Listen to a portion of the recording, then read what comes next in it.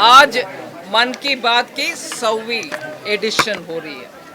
अभी हम सब साथ बैठ करके सुन रहे थे और आज मैं प्रीत विहार में हमारे एमएलए ओम प्रकाश शर्मा जी के साथ और लता जी के साथ बैठ करके और प्रीत विहार में जो प्रधानमंत्री जी को सम्मान मन में रखते हैं वो सब भाइयों बहनों सभी बैठे थे और सुन रहे थे। मन की बात में कोई पॉलिटिक्स नहीं है।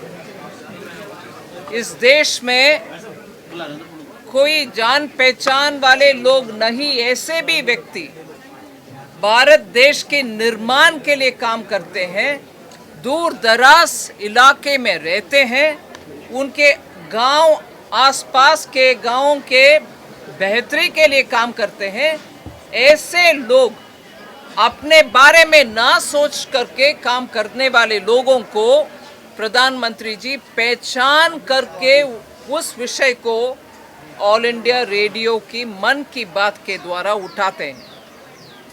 इसके कारण सच में भारत के निर्माण करने वाले हर नागरिक को पहचान हम सब कर पा रहे हैं। इनमें से बहुत सारे लोगों को 2014 से लेकर पद्मा अवार्ड्स भी मिल रही है।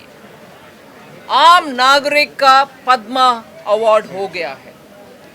इससे पहले पद्मा अवार्ड भी जिनको ऊपर राजनीति में वरिष्ठ लोग हैं उनसे ताल्लुक रखने में मिलता था, अभी ऐसे नहीं। आम नागरिक को पहचान और सम्मान हो रही है। इसमें दूसरे एक और बात, आजकल फोन के द्वारा सभी विषय सभी जगह पहुंचता है, मगर आज भी और जैसे पहले भी रेडियो का एक महत्व है। अपने आप आपके काम करते करते हुए आप रेडियो से बात सुन सकते हैं, उसमें भी ताकत है। उसको पुनर्निर्माण करने का काम भी मन के बात के द्वारा हुआ है। इसीलिए मन की बात डायरेक्टली भारत के जनता तक पहुंचता है, उनके दिल को छूता है। और जैसे आप अभी सुने, बहुत सारे लोग जिनसे पहले इन 100 एपिसोड्स में एक ना एक एपिसोड में रेफरेंस हुआ, उन सब का आज दोबारा पहचान हुआ। उनके मन में और आंखों में जो खुशी दिखते हैं, उनसे हम सब समझ पा रहे हैं कि मन की बात की ताकत क्या है। वैश्विक स्तर पर सेलिब्रेट हुआ ना। एक मैं मानती हूँ कम्युनिकेशन के विषय में जनता भी छोटे समय पर उनका मन के विषय कैसे रखे और प्रधानमंत्री जी भी उनसे कैसे इस देश का प्रधान सेवक के नाते बात की। इसमें प्रधानमंत्री है ऐसे कुछ नहीं है, और आम नागरिक भी अरे हमें कौन पहचानता है ऐसे करके कुछ नहीं बोले। असल विषय कोर मैटर को सामने रखे। इसमें मैं छोटा हो आप बड़े ऐसे कुछ भी नहीं। पॉजिटिविटी है मन की बात की स्पिरिट और करंट। सो मैं बहुत ही आई एम वेरी इम्पैक्टेड, प्रभावित हूँ मैं, और आज बहुत ही हम्बल फील कर रही हूँ। ऐसे प्रधान सेवक हमारे देश के लिए 2020 का कोविड का कठिन काल में और उसके बाद में यूक्रेन रशिया के काल में जो प्रॉब्लम हो रही है, उन सभी इस संकट के दौरान भी प्रधानमंत्री जी हमारे देश का नेतृत्व कर रहे हैं। हम सब उनके नेतृत्व के कारण आज सुरक्षित है और भारत दुनिया में सबसे फास्टेस्ट तेजी से चलने वाले इकोनॉमी है। धन्यवाद। One minute. Absolutely. Prime Minister, abusing Prime Minister is part of the Congress DNA. And every leader has chosen the choicest of abuse to hit at the Prime Minister. But they never seem to realize that each time they abuse the Prime Minister, the people recognize the Prime Minister much more for his positive and constructive work in building India. It doesn't, for them, it doesn't give them any benefit or brownie point, but still they want to do it because they are full of hate. So in spite of Rahul Gandhi going around, what is that?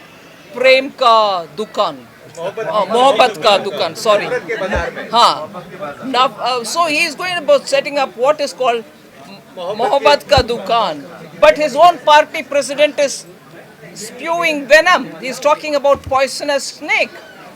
So you understand where Rahul Gandhi is going and where his party is going. Rahul Gandhi is speaking something which his party doesn't believe in. विधायक Bharatiya Janata party के विधायक ओम प्रकाश शर्मा भी हैं, उनसे भी बात करेंगे। Sir, आज 100 एपिसोड हो गए। 3 अक्टूबर 2014 को शुरुआत हुई थी मन की बात की। क्या क्या कुछ बदलाव जो बीजेपी ने इसमें महसूस किए कि मन की बात से आम जनमानस में क्या बदलाव आया है? देखिए, बीजेपी के लिए नहीं, ये पूरे देश के और दुनिया के लोगों के लिए है। मोदी जी कितने संवेदनशील हैं, सफाई का मुद्दा हो, चाहे लोकल कामगारों का मुद्दा हो या किसी गांव विशेष की कोई प्रसिद्ध चीज़ हो, इनको बड़ी बारीकी से देखना, इनके ऊपर संवाद करना, इसको लोगों में लोकप्रिय करना, ज़्यादा से ज़्यादा लोगों को रोजगार मिले, तो आम आदमी के जीवन से जुड़ी हुई चीज़ों के प्रति संवेदनशीलता दिखाना और उसको दुनिया तक पहुंचाना, ये एक बहुत बड़ा काम मोदी जी जो कर रहे हैं। तो मुझे लगता ये है कि जब तक हम देश के हर व्यक्ति तक हमारी पहुंच नहीं होगी, तब तक देश का संपूर्ण विकास नहीं होगा। यूनाइटेड नेशंस में भी आज मन की बात का 100वां एपिसोड सुना गया। उनका मैसेज भी हमने जो उन्होंने दिया मन की बात में वो भी सुना। तो ग्लोबली भी यानी अब इसको एक्सेप्ट किया जा रहा है? निश्चित रूप से भारत दुनिया का सबसे पुराना जनतंत्र है और भारत ने दुनिया को कुछ ना कुछ दिया है, चाहे वो आध्यात्मिक रूप में हो, चाहे डेमोक्रेसी के रूप में हो। तो दुनिया सीखती है और मैं ये समझता हूँ मोदी जी के नेतृत्व में पुनः भारतीय जनता पार्टी आएगी और हमारा देश विश्वगुरु बनेगा। एक आखिरी कमेंट, इससे पहले विपक्ष ने जो है यहाँ पर सवाल उठाए, 2 सवाल उठाए गए महुआ मोइत्रा की तरफ से, टीएमसी की जो नेता है कि अडानी के मुद्दे पर बात होनी चाहिए, मन की बात को टारगेट करते, और दूसरा रेसलर्स को लेकर के उन्होंने सवाल पूछा जो रेसलर्स जंतर मंतर पर। इस देश की कोर्ट खुली हुई है। यदि आपको लगता है अडानी ने कोई इरेगुलरिटी की है तो आपको कोर्ट जाना चाहिए। सवाल ये है कि इस देश के जो इंडस्ट्रियलिस्ट हैं, लाखों लोगों को रोजगार, लाखों रुपए का टैक्स दे रहे हैं और देश से बाहर सामरिक महत्व के इजराइल के पास जाके और श्रीलंका में जहाँ जहाँ पर वो पोर्ट ले रहे हैं और कहीं ना कहीं चीन को जो काउंटर कर रहे हैं, वो आज हमारे देश की बाजू बने हुए हैं।